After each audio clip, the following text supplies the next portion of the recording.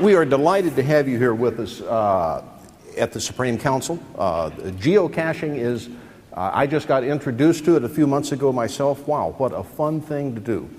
Well, you guys know about geocaching, and I'm the novice there. My job is to tell you something about Freemasonry. Jason may have already answered all your questions. I may throw out some more, but I'm going to talk about codes and cornerstones and caches and see if we can relate some Masonic traditions to while you guys are here. Let me give you a little Masonic history. Starting in 1599 in Edinburgh,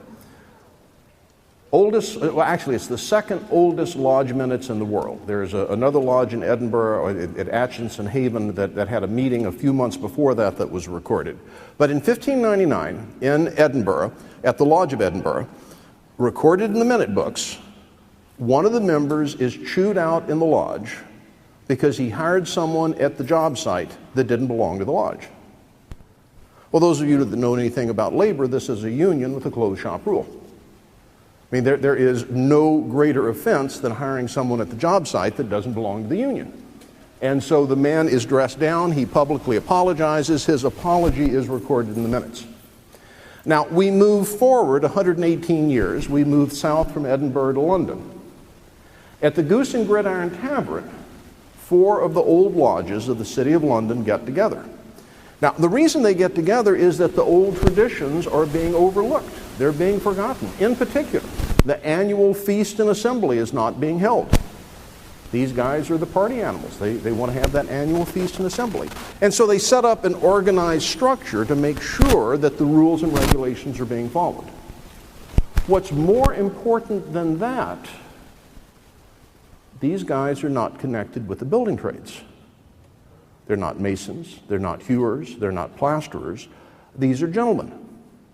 Sometime between 1599 and 1717, and to put 1599 in context, that's about the time they settled Jamestown in Virginia, so that's just as the North American continent is beginning to be colonized by Europeans. In that 118-year period from Edinburgh to Scotland, the labor union has transformed itself into a gentleman's club. Now, we don't know why the transformation occurred. We don't know how it occurred. What we do know is that it did occur. Now, they did one other thing in 1717 that was radical. It was heretical with a capital H.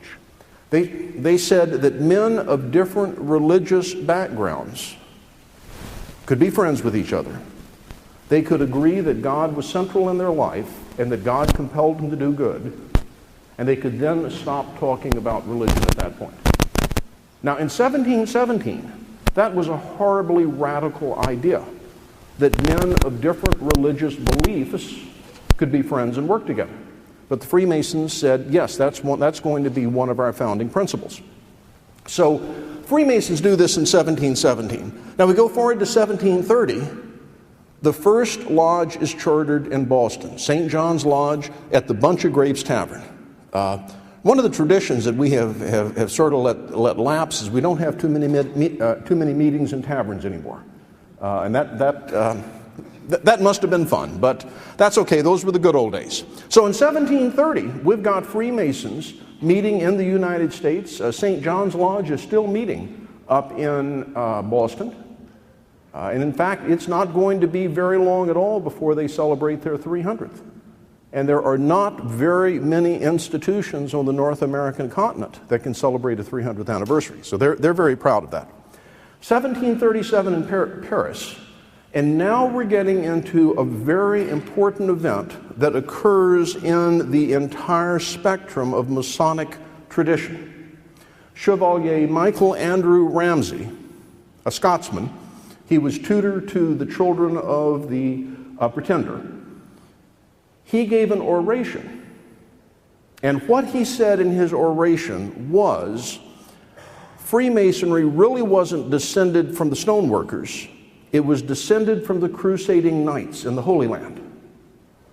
Well, this flies in the face of all recorded history, but it makes a good story.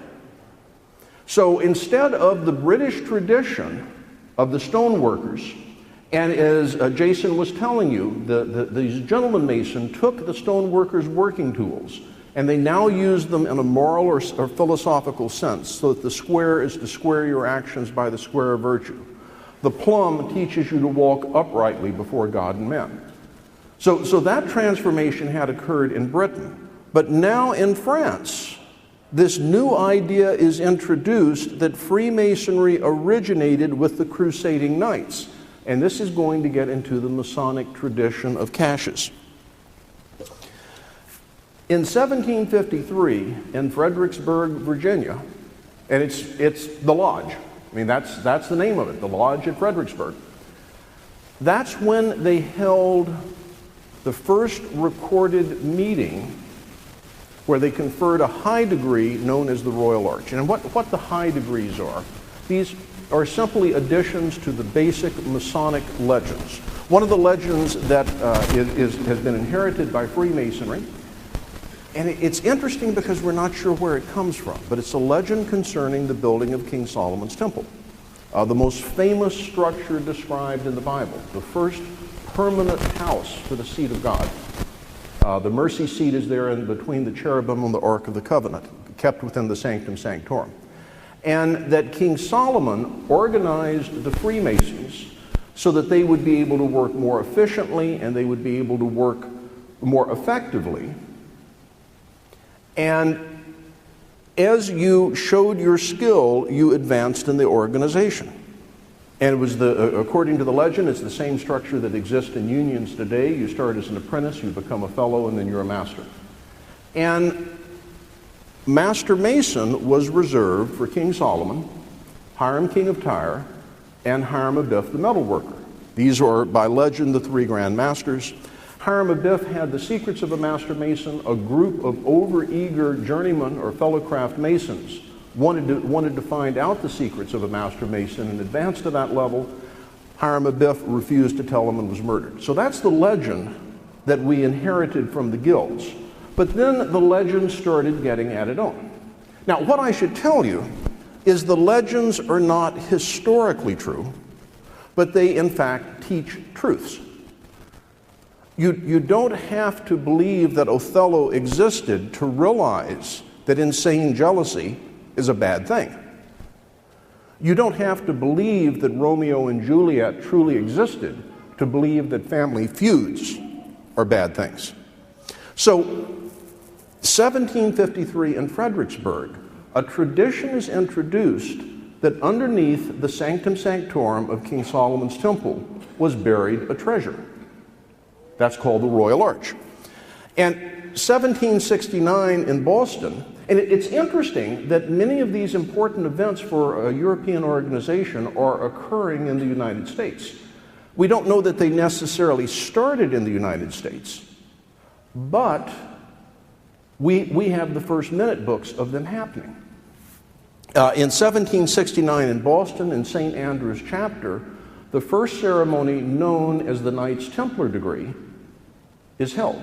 Now, what has happened from 1737 in Paris, the Crusading Knights of Chevalier Ramsay have morphed into the Knights Templar, the most famous of the Crusading Knights.